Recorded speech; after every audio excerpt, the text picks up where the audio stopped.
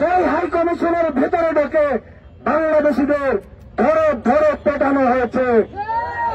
সেই গণঅভ্যুত্থানের সকল শহীদের রক্তের শপথ যদি ভারত কিংবা আরো শক্তিশালী কোন দেশ বাংলাদেশের স্বাধীনতা এবং সার্বভৌমত্বের উপরে রক্তচক্ষু দেখায়, তখন আমরা আবার রুখে দাঁড়াবো। সংগ্রামী ভাই বোন বন্ধুগণ, আজকে এই সমাবেশ হচ্ছে, আমাদের বিক্ষোভ সমাবেশ হচ্ছে।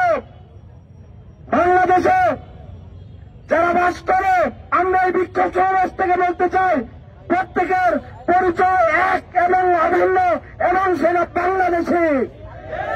এইখানে বারবার সংখ্যালঘু কার্ড খেয়ে চলবে না। ভারতের মোদী সরকারকে বলতে চাই, মোদী সরকার কিন্তু এই গণঅভ্যুত্থানের ফলে উৎখাত করা হাসিনাকে আশ্রয় প্রদানের মাধ্যমে চূড়ান্তভাবে লেজিটিমেসি হারিয়েছে।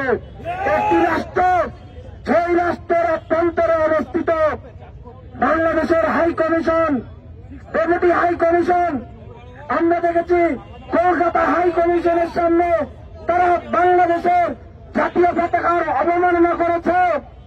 ঢাকা থেকে কিন্তু পাল্টা স্টেটমেন্ট গিয়েছে। আজকে দেখলাম আগরতলায় যে ডেপুটি হাই কমিশন ছিল, সেই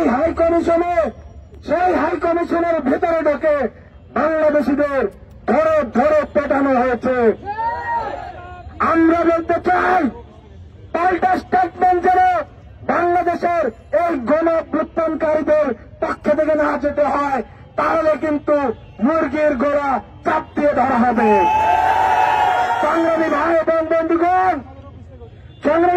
বন্ধুগণ, আমাদের তরফ থেকে স্পষ্ট বার্তা, ভারতের বাংলাদেশিদের কখনোই সংখ্যালঘুদের নিরাপত্তা কিভাবে দেওয়া হয় সেটি শেখানো লাগবে না।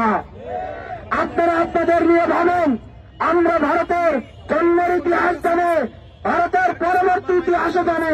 আমরা জানি হাসনাবাদের ইতিহাস, আমরা জানি 2018 সালে কিভাবে কাশ্মীরে গণহত্যা চালানো হয়েছে।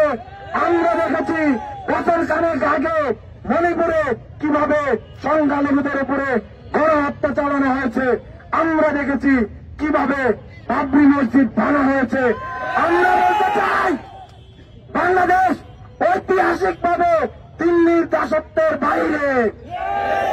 যখন দিল্লি সালতানাত চলত ভারতবর্ষে, তখন এই বাংলাদেশে স্বাধীনভাবে চলেছে।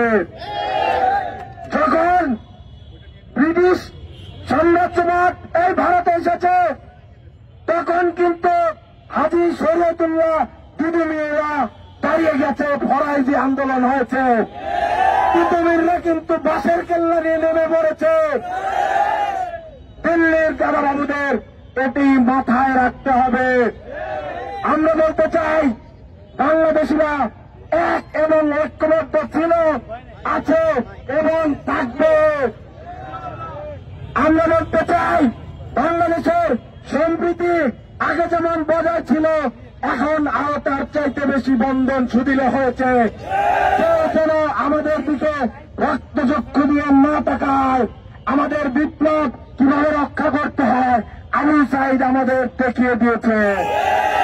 এই গণঅভ্যুত্থানে আবু সাইদ কিংবা মুগ্ধ যেরকম শহীদ হয়েছে, এই গণঅভ্যুত্থানে কিন্তু রিয়াগত কিংবা হৃদয় পড়ুয়া শহীদ হয়েছে।